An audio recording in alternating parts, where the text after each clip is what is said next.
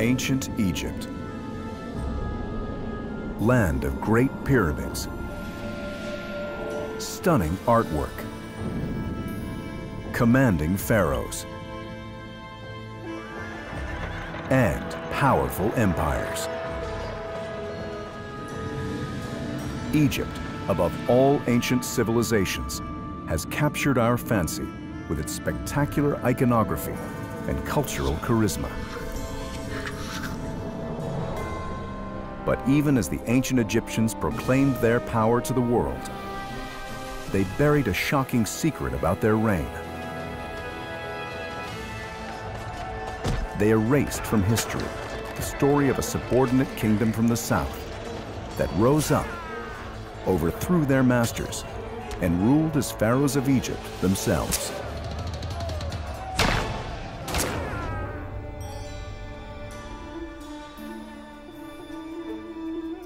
These conquerors were the Kushites, a civilization of builders, gold workers, and warriors from what is now Sudan. The fact that Kush was able to conquer Egypt is really a David and Goliath story. Yet today, Kushites have been all but forgotten. Why? Because of the color of their skin. These were dark-skinned Africans, vilified by the ancient Egyptians and slandered as savages by colonial-era archaeologists. They show them as people tied and bound on the bottom of the king's shoes. So it really was a kind of a racial profiling. Now, after centuries of derision, the incredible story of the Kushite uprising is finally coming to light. More enlightened archaeologists are digging their history from the sand and the sky. How does it look? Still intact? It's actually a tiny bit scary. Don't drag that rope! Science is revealing the inside story of the Black Pharaohs who brought Egypt to its knees.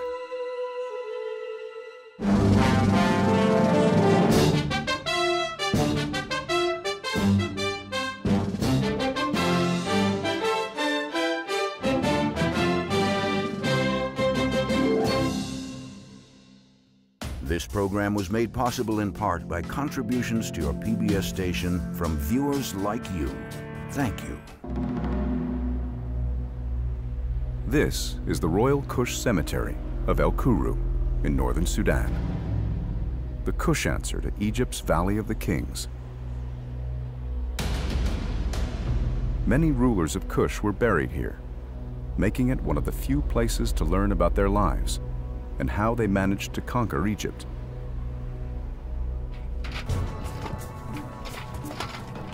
That's what attracted archaeologist Jeff Emberlin.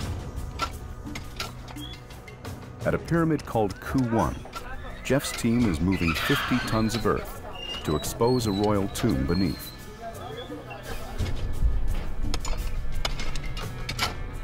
Inside, they hope to discover the identity of the king who built the pyramid and his place in the Kushite world. We want, first of all, to find out the name of the king. And second of all, we would hope that there would be additional information in material left in the pyramid about where they fit in history over 2,000 years ago.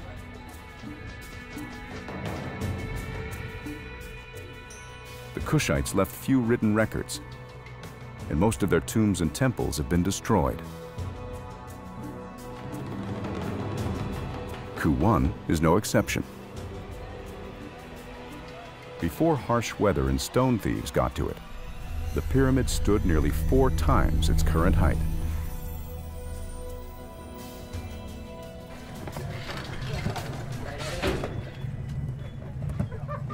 This worn-down giant comes with a checkered past.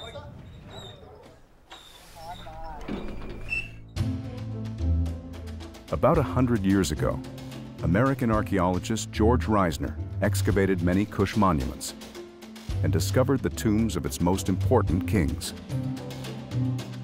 George Reisner was an amazing pioneer of archaeology in Kush.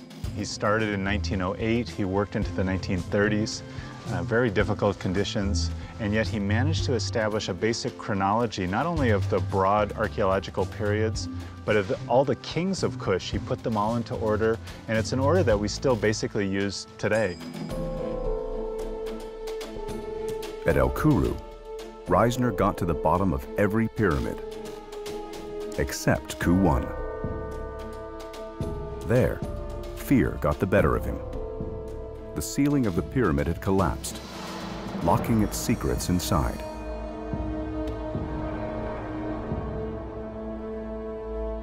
Having just lost 5 men in a cave-in nearby, Reisner went home. Sometimes Jeff Emberling has thought of doing the same. When you read Reisner's notes from his excavations at El Kuru, at the end of the season, he took about 2 weeks off. And he has a little note that the doctor told him he had to stop worrying so much. And I can kind of appreciate this now, even just excavating one of the pyramids, because there's inherent risk. There's no such thing as no risk. Of course, without risk, there's no reward. And as Reisner discovered at other royal burial sites, the payoff can be staggering.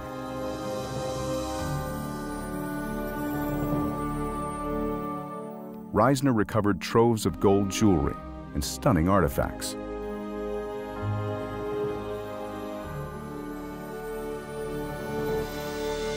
Intricate masterpieces buried with the Kushite kings to enrich them in the afterlife. As an archaeologist, your dreams are often quite vivid about what you can find in a place. And so obviously these king's burials were once extremely rich with gold and silver objects and finely crafted, beautiful expressions of their religious sentiments as well as their status and prestige. So we could imagine finding all of those things.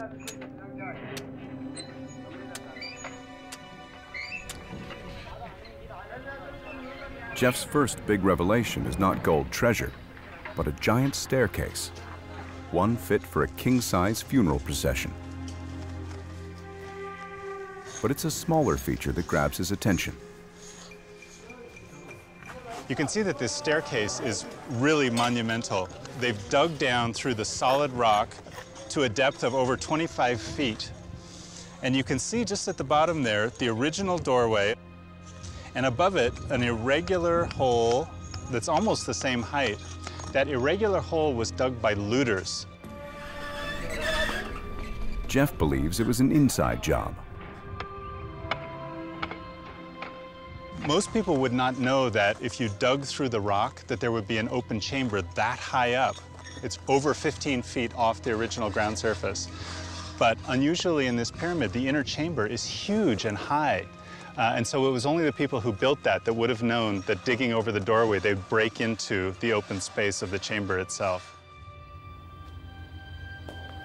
The question is, how far in did the looters get? And what did they leave behind? Jeff will soon find out.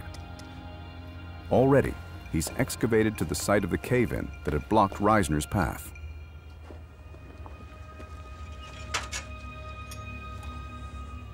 We're in the second room of the pyramid, but actually we're not in the room because its ceiling has entirely collapsed. And so we're standing in the hole covering whatever was below.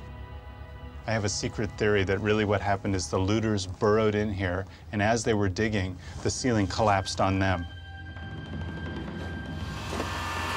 Jeff's taking precautions to ensure he and his team don't become the tomb's next victims.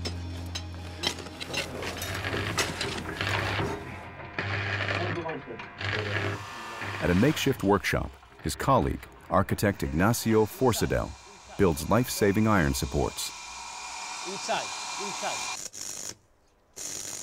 In the second chamber, which is the deepest one, there's some problems in the ceiling. The rocks are falling down from there, and there have been several collapses during history. There was one small collapse like 2 weeks ago.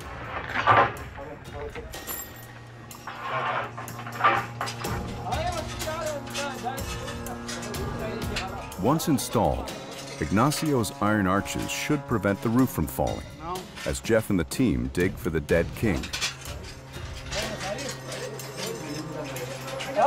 If it works, they just might succeed where Reisner did not, and help right the great wrong perpetrated by the famous colonial archaeologist.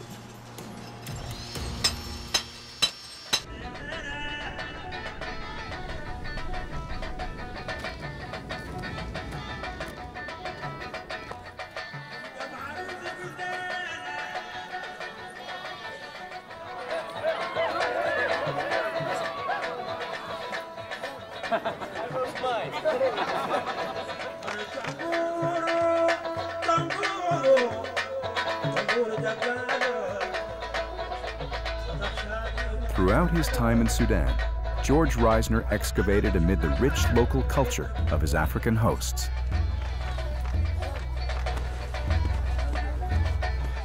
He was pulling African history from the ground, but he was doing it at a time when colonial delusions of racial superiority crippled his scientific judgment.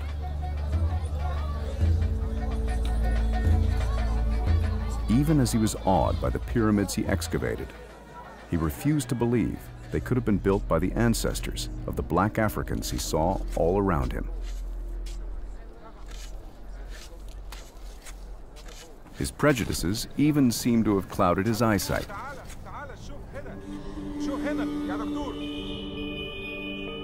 In 1916, when he discovered beautiful black granite statues of the great Kushite kings, he argued they were not real likenesses. Instead, he proposed that the kings and the builders of all the Kushite monuments had actually been light-skinned foreigners. I think it just challenges so fundamentally some of his personal views about what people in the Sudan were capable of, that he finds it really difficult to suddenly read the evidence. Such a huge challenge that he can't get over it. Reisner's writings about the Kushites are a window into his warped racial beliefs. Its very race appears to be a product of its poverty and its isolation. A Negroid Egyptian mixture fused together on a desert riverbank, too far away and too poor to attract a stronger and better race. Reisner wasn't the last or the first to disparage the Kushites.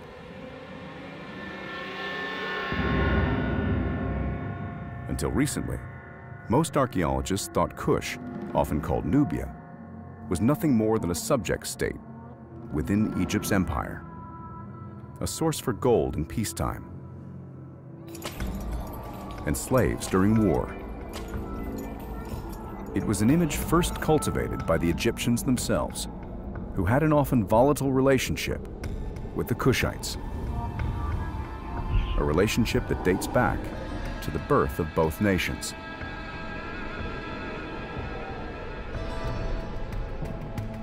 Kerma, Sudan, lies about 170 miles down the Nile from El Kourou.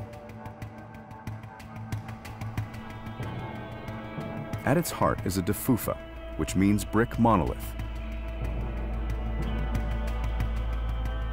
A temple for sun worship, it has been dated to about 2500 BC. Around the same time Egyptians were building their first pyramids, and the Britons Stonehenge.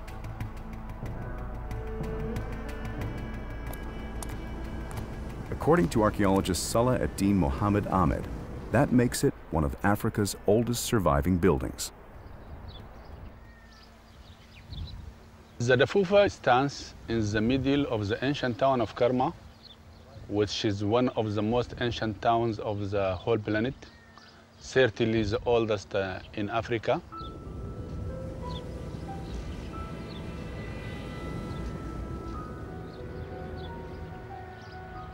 The Dafufa is also one of Africa's oldest examples of manufactured brick, indicating a sophistication in construction comparable to the Egyptians.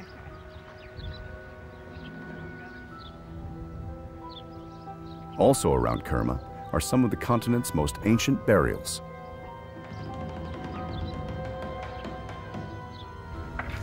Taken together, the archaeological evidence points to a civilization that was already well developed in 2000 BC, when its better-known neighbor, Egypt, united into a pharaoh-led empire.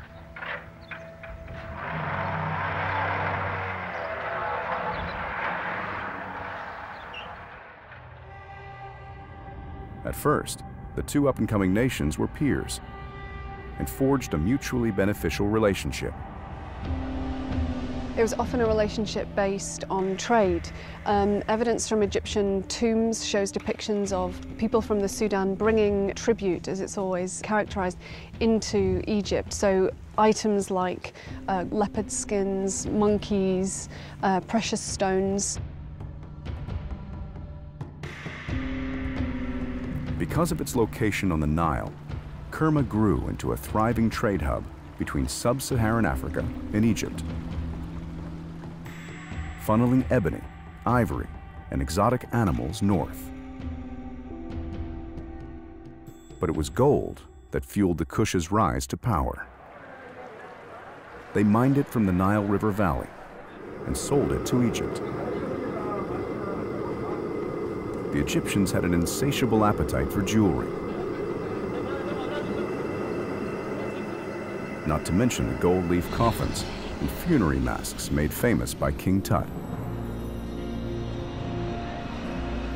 Kush was traditionally known to the Egyptian as the land of gold.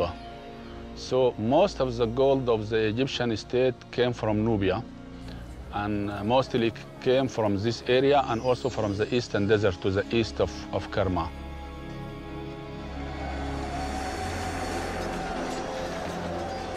The Egyptians also documented the Kushites' skill as archers, calling them the bow people and employing them as mercenaries. And Egyptian instructions on fighting record the Kushites' prowess as wrestlers.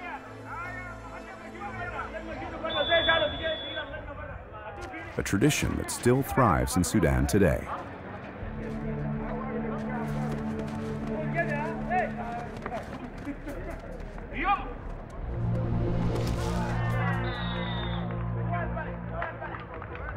What the Egyptians didn't know was that the full force of the Kushite military would one day be turned on them.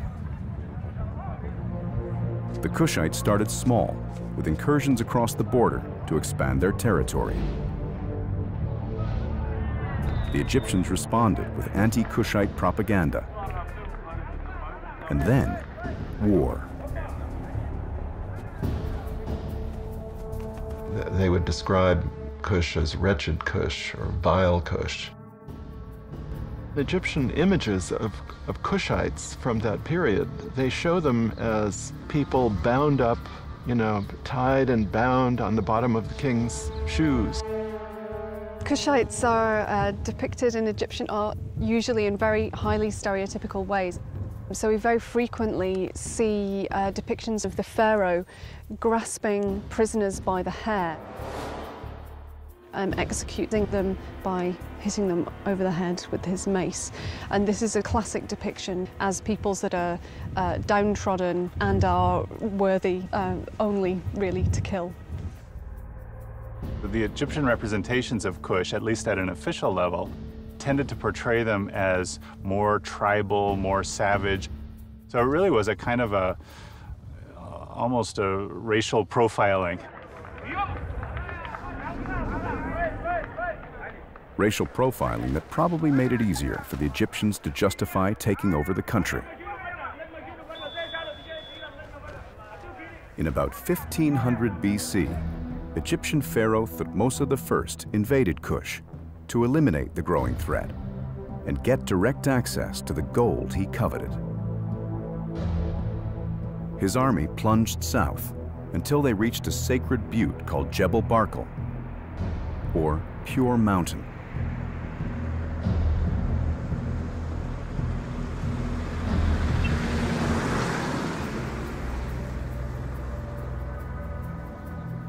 On its southwest face, a nearly 250-foot pinnacle pierces the sky. For Kushites, its unmistakably phallic shape made it a symbol of creation and fertility.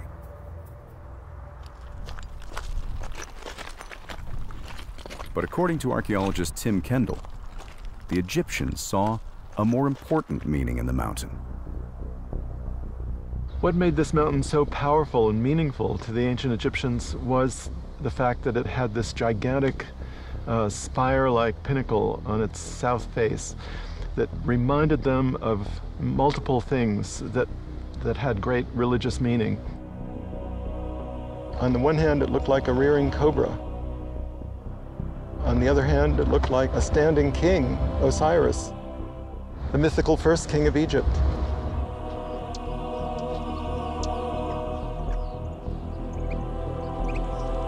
The cobra is the key. In Egyptian mythology, cobras have a powerful connection to kingship. Goddesses take the shape of a cobra to protect the king. That's why they appear on the crowns of pharaohs, including King Tut's.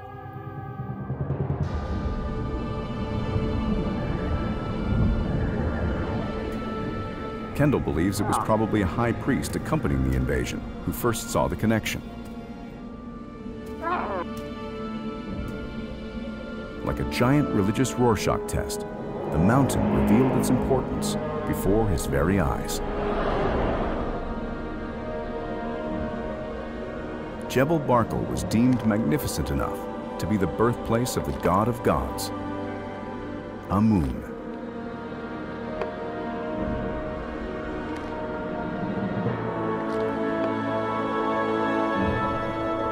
It confirmed the king's feeling that he was the rightful ruler of this place. Here was the center of the primeval god who had started kingship here, and he was the heir of this kingship, and he had an absolute right to rule Kush. Once anointed, Jebel Barkal quickly found its way into sacred Egyptian art. Here, Pharaoh Ramses II makes an offering to the god Amun. Amun sits on a throne inside a mountain that can only be Jebel Barkal.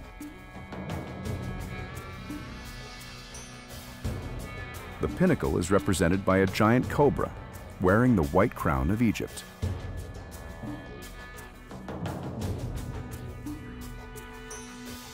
This artwork was discovered inside Abu Simbel, a temple Ramses II built near the Kushite border. Ramses had visited Jebel Barkal, and Tim Kendall thinks the mountain inspired the pharaoh to decorate Abu Simbel with 4 statues of himself. Abu Simbel is famous because it has 4 colossal statues in front of it. And I think that when Ramses was here, he saw 4 colossal statues on the front of the mountain. For a long time, people have assumed that there were 4 figures carved in the face of the mountain. But actually, these are just natural formations. They never were carved. Ramses and other pharaohs also honored Jebel Barkal by building temples in its shadow. And the Egyptians sought to capture the mountain's divine magic by coming here to be crowned. We don't know exactly what happened in this temple, but we think that the king came in here during his coronation, came into this inner chamber with the god Amun, in an effigy, of course. Here, the 2 of them, father and son, united with the god Osiris. Osiris was the mythical first king of Egypt.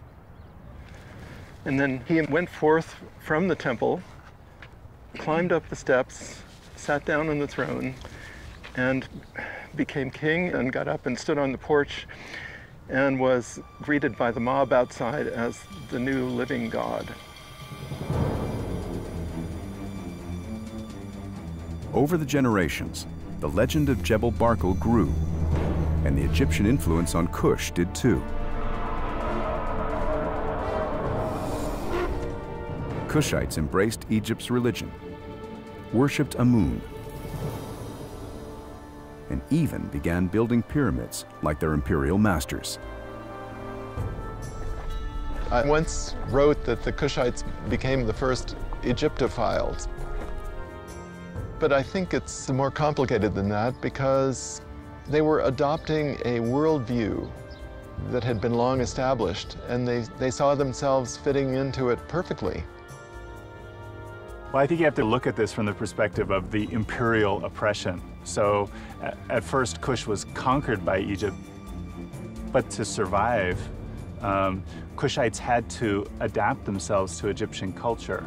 So really, to put this in the parlance of modern America, they had to pass as Egyptian. For 300 years, the Egyptians occupied Kush and imposed upon them the cult of Amun. At Jebel Barkal, a fundamentalist fervor took root. The mountain kindled the religious spark that in time would set Egypt ablaze and turn Kushites into pharaohs.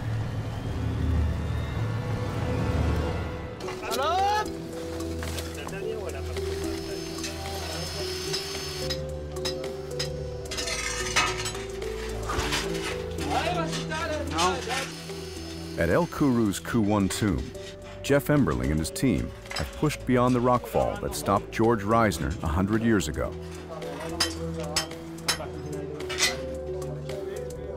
They're at the very end of their dig season, and Jeff's funds are running low. But suddenly, they're rewarded with an unexpected find. We've done a huge amount of work to remove the soil that Reisner had already found, and we were wondering all along whether there was going to be 2 burial chambers or possibly a third, and we discovered a doorway to the inner third burial chamber. It's extremely exciting. You can just see the outline of this perfectly preserved doorway that goes into what will have been the final burial chamber of this pyramid. A final chamber that could contain a treasure trove of burial objects, or the bones of a king.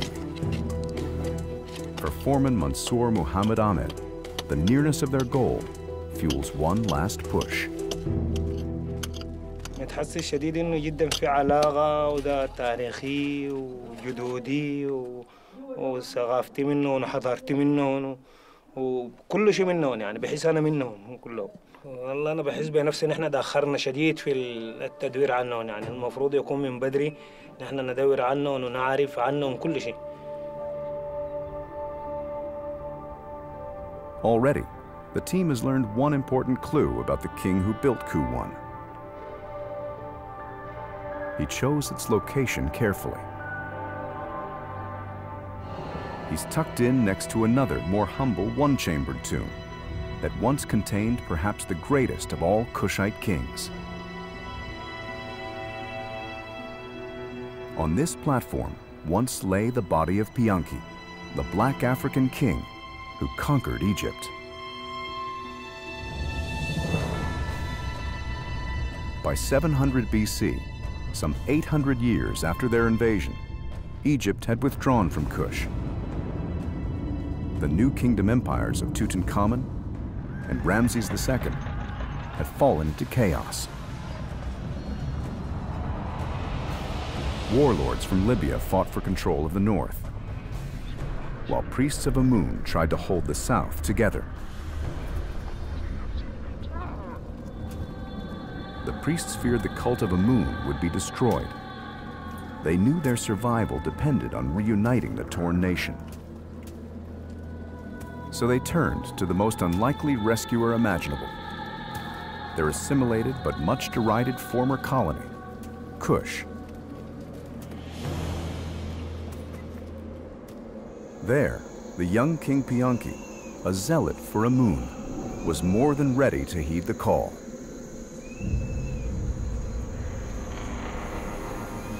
He pledged to take on the Libyan kings, bolstered by the belief that Amun was on his side.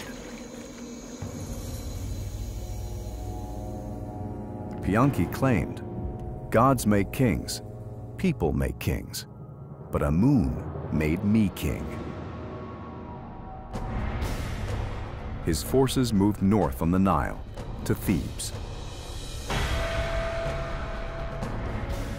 He told his army, "String the bow and let loose the arrow. Let the people of the Northland taste my fingers."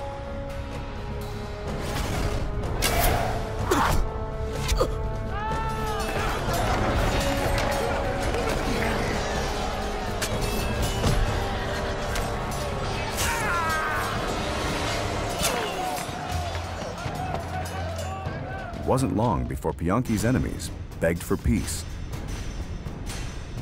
"Be merciful," cried one Libyan king. "I cannot see your face for shame.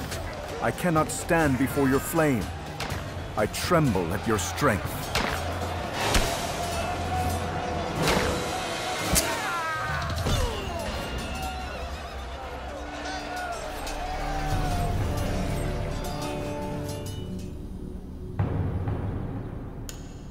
The fact that Cush was able to conquer Egypt is really a David and Goliath story. Egypt has these huge cities, huge temples, lots and lots of people, and Cush, the settlements are more dispersed. So we're trying to figure out exactly how Cush was able to amass that military power. However unlikely his victory, Pianki and his successors became Egypt's 25th dynasty. They controlled the wealth of an area stretching from modern-day Khartoum to the Mediterranean, becoming rivals of mighty Assyria and Greece. Pianki credited Amun for his success. In an engraving of his coronation, Amun himself crowns the new pharaoh. The goddess Mut, called Mother of all gods, looks on as Pianki bows before Amun. He offers a simple gift to the god of gods. The ram-headed Amun tells him, "I said while you were still in your mother's womb that you would be ruler of Egypt." Then Amun presents Pianki with the red crown of Lower Egypt and the white crown of Upper Egypt, uniting the shattered land.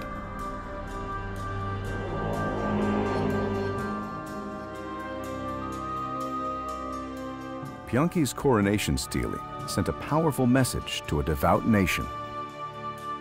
Propaganda at its best. Political power has always been connected with religious beliefs. To convince the people that you have the right to rule over them, you have to be religious, and they're using this to control everything, the gold mines, the trade routes, and everything. I think we have the same phenomenon today. We will keep doing the same things forever, I think.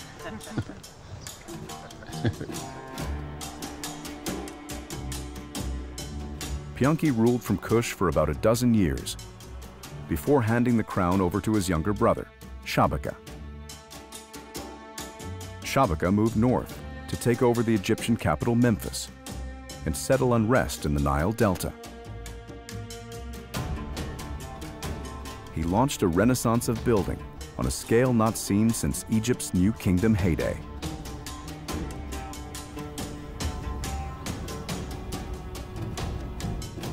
Shabaka and his brother before him earned reputations as strong, merciful leaders. They were famous for their piety and their magnanimity. For example, they didn't slaughter their prisoners, they forgave them. They put them to work digging canals. These are completely uncharacteristic features of ancient kings.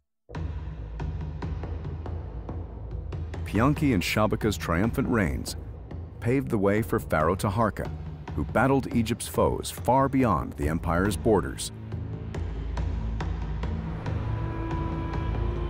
Around 700 BC, he even saved Jerusalem and King Solomon's temple from an assault by the Assyrians. For this act, recorded in the Old Testament, Hebrew historians hail Taharka as a savior of the people. But the Assyrians would have their revenge. They dogged Taharka's reign with invasions and ultimately rolled his borders all the way back to Thebes.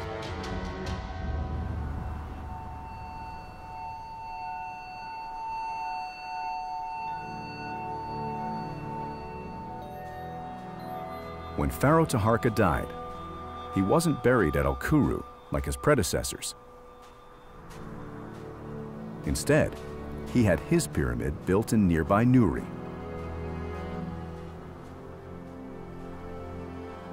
Tim Kendall thinks his reasons for doing so were supernatural. On the ancient Egyptian New Year, seen from Jebel Barkal, the sun rises behind the top of Taharka's pyramid. It symbolizes new life and resurrection. 3.5 months later, if you're standing on the summit of Taharka's pyramid looking to Jebel Barkal, the sun sets right over the pinnacle, and the pinnacle looks like the god Osiris. The setting sun symbolizes the god's death. It's exactly the time when the Nile falls, when fertility ends and the god is thought to die. So he's born on New Year's Day, he dies 3.5 months later when the Nile falls. He's resurrected every year and he's reborn millions of times, year by year. Taharka, says Kendall, built his pyramid here to form a bond with Jebel Barkal that would last for all eternity. And even during life, Taharka tied himself to the sacred mountain. He commissioned a monumental engraving on the pinnacle of the spire. In 1987, Tim Kendall was the first to see it up close. In the 1930s, some British officials studying the mountain face with binoculars had seen that there was some traces of ancient workmanship up at the top of this rock spire that was completely inaccessible. Well, I wasn't a climber, you know, I just had this drive to find out what this thing was, you know, so I became a climber in order to solve this mystery. And I'm not sure I'd do it again. Tim made repeated daring ascents, but climbing the crumbling 250-foot spire while photographing it was no easy feat. For his final report on the summit, he needs better photographs. When we did this exercise in 1987, our results from today's perspective are fairly primitive. So we should bring that down, Maddie. Right along here. Fortunately, I connected with 2 professional climbers, and I asked them if they could climb up and finish the job. Materials up there. And that's the way we went up in 1987. Hazel Finley and Madeline Cope have bagged big walls on several continents, but this will be their first attempted summit in Sudan. Footing here is really unstable, so if you can hold on. Can we gear up? Cool. When we went up in 1987 and 89, we only had slides. Before the digital age, our capabilities are so much better nowadays, so it's great to be able to do this again and have good photographs. Were there any sort of did you see quite a lot of big cracks when you were up there? I think there are enough. I think you'll find enough to get along, but there's a stretch up there where there's not much. Yeah?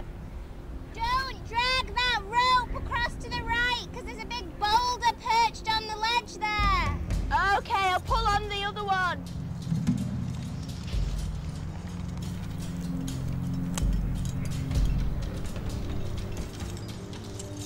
Hazel picks the route, while Maddie belays from below.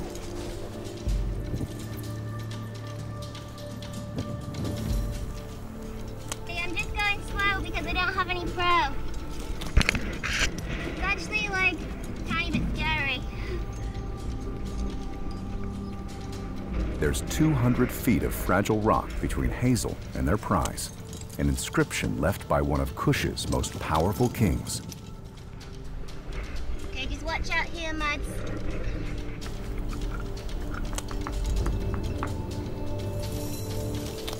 spring-loaded cams jammed into cracks keep her roped to the wall.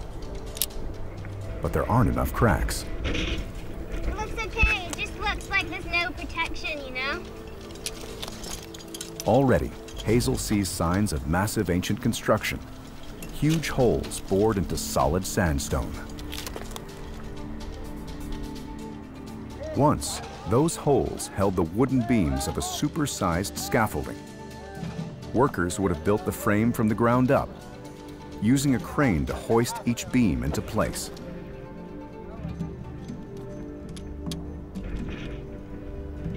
Like Hazel, their goal was the summit. Now they're on the tricky part. It's straight up from there. There's not much to hold on to. I hope they know what they're doing. Hazel's reached the section the climbers fear most. 30 feet of smooth limestone, with only holes left by Cushite builders to hang on to. Ooh, oh God. Oh my God.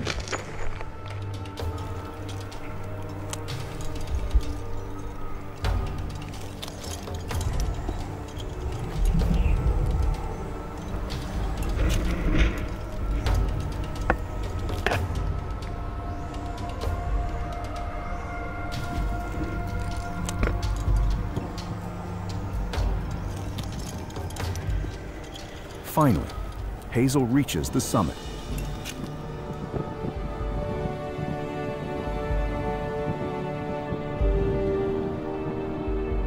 Okay, Maddie, I'm safe. Climb when you're ready. Congratulations, you made it.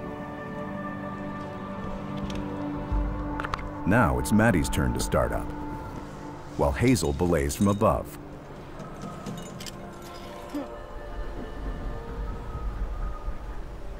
Yeah, definitely carefully going to all of these holes.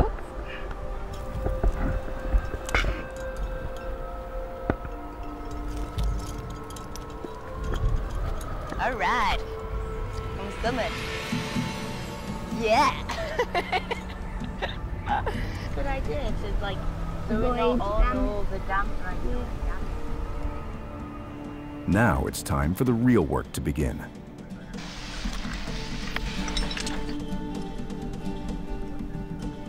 Rappelling down the cliff face, Hazel looks for the engraving that few have seen up close since the Cushites created it more than 2,600 years ago. A bold declaration proclaiming the triumphs of Pharaoh Taharka. From here to flick the rope. Be careful that you're going to be stepping onto the wall and that to your left. A little bit farther down. Great, now move around to the front. You see the inscription up there? Oh yeah.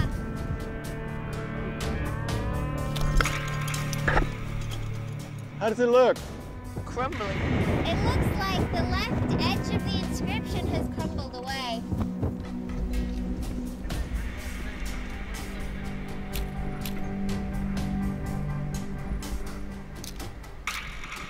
Can you see the little nail holes? Yeah, I can see some nail holes. Yeah, I see them. Kendall believes that nailed on top of the engraving were thin sheets of gold, making a bold, shining billboard to draw the eye of all who passed by.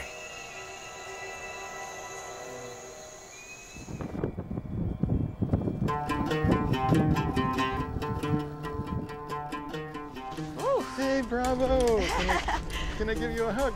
Oh yeah, that was really good. Wow, nice. Nice work. Thank you. Thanks a lot. Super, triumphant. Yeah, it was cool to see the engravings. I felt really lucky to be able to see them and quite honoured, I suppose, to get a chance to like see a tiny part of something that happened so long ago. Well, it'd be so great to see your films and to see what we missed the first time. No, I don't even have a picture of that, so that's great. That's a wonderful shot. That's new. I've never seen that before. And And then We we weren't sure about whether these this was holes. natural or not. It was really deep, long. So they were really hauling up stones and cement. Yeah. Well, this will be really great to add to the final report. 28 years later. I know, yeah. 28 years later, yeah. At last, it all comes together. What Tim can read in the damaged plaque is Taharka's declaration of his own divinity and a defiant jab at the Assyrians who drove him from Egypt. He calls them Bedouin. I, Taharka, the good God, the king of Upper and Lower Egypt, who lives forever.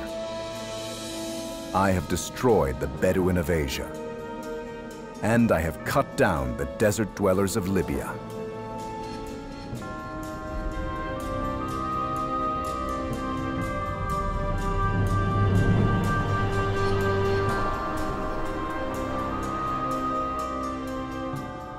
Though Taharka was an unrepentant warrior, by the time he died, he had very little of Egypt left under his control. His successors didn't seem to notice and persisted in declaring they were the pharaohs of both nations. In 593 BC, fed up with their bombastic proclamations, Egyptian pharaoh Psamtik II led an army into Kush. Psamtik also had an old score to settle. Years before, a Kushite pharaoh had executed his great-grandfather. Psamtik's goal? To erase the 25th dynasty from history by destroying every statue his army could find and chiseling Kush pharaonic names off every monument. In the ultimate insult to Kush, soldiers even chopped the sacred Egyptian cobra from Kushite crowns.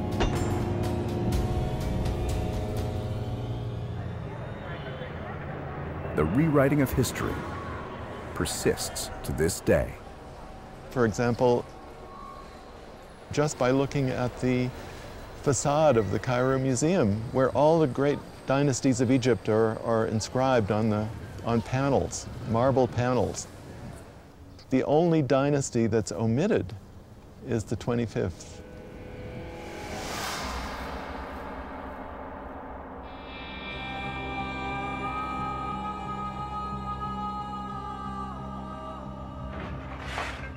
Back at El Kuru, the discovery of the third room, the burial chamber, has gotten everyone excited. But Jeff's license to excavate has expired. In 2 days, he'll be heading home. The king's bones, jewels, and identity could be lying mere feet away. But the team will have to wait until next year to dig them up. So this is a very exciting moment, but it's also a disappointing moment. And unfortunately, with the time and the resources that we have available to us, we simply can't excavate this safely and responsibly this year. So it's very disappointing to get this far, to have moved 100 tons of sand and dirt. But we know that it will be here for us next year, and we'll return and hope to find wonderful things.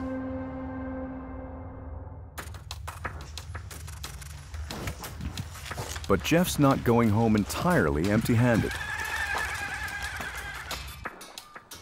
He's been invited to help out at a nearby dig site and to bring along some high-tech friends.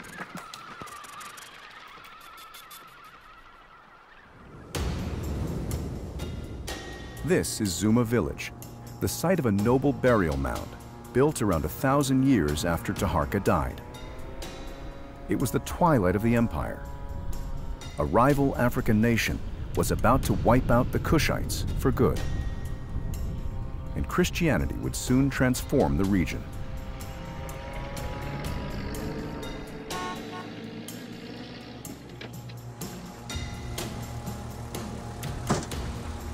Hi Jeff. Yeah, Mahmoud. Hello Jeff. How are you?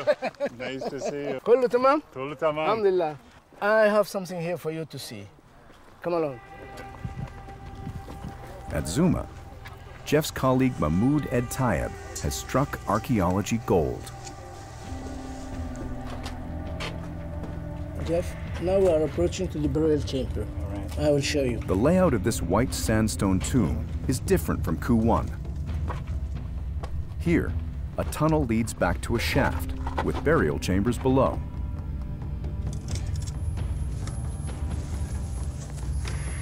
Jeff puts one of his robots to work.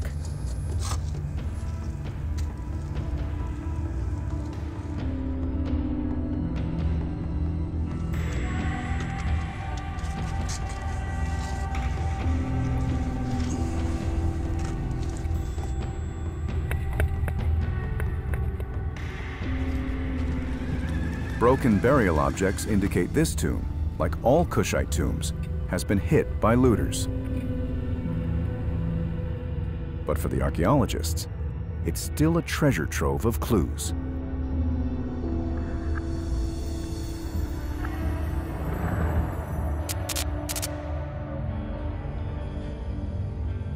Amazing. Isn't that incredible? Okay, so there is a long-necked jar in the back. Is that another variety of beer jar? We'll pan over to the right. There's a pot stand with a cup. And what's that inside the cup there? It's a stone. Oh, just fallen perfectly into the, Yes. into the cup. Wow. Another oddity.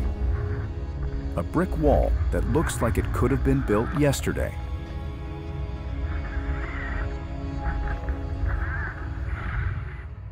I'm going to just see if we can get a good view of the burial itself.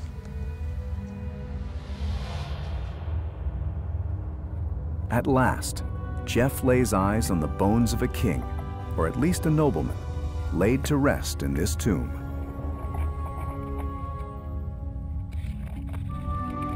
This is just the beginning. It will take years of analysis to discover his place in Sudan's history.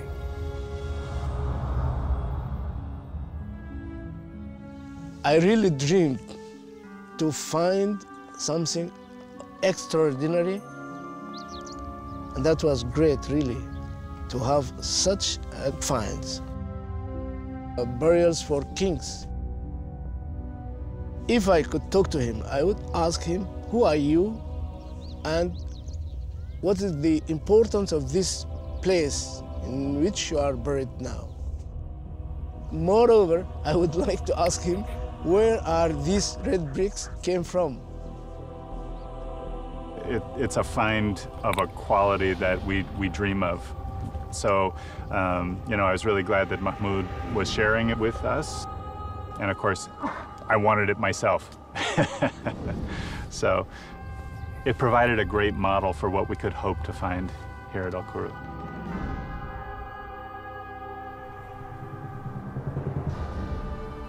By the time Zuma was created, the influence of Egypt had waned, and the kings of Kush no longer built grand pyramid tombs.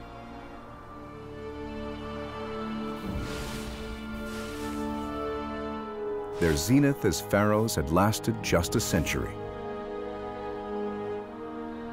But in that short time, these African underdogs had toppled a giant and seized their place among the great empires of the ancient world. And now, thanks to the science underway in Sudan, the kingdom of the Black Pharaohs is stepping out of the shadows forever.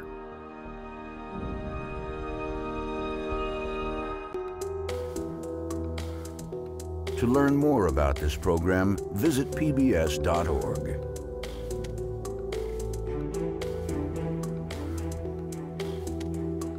Rise of the Black Pharaohs is available on DVD. To order, visit shoppbs.org or call 1-800-PLAY-PBS.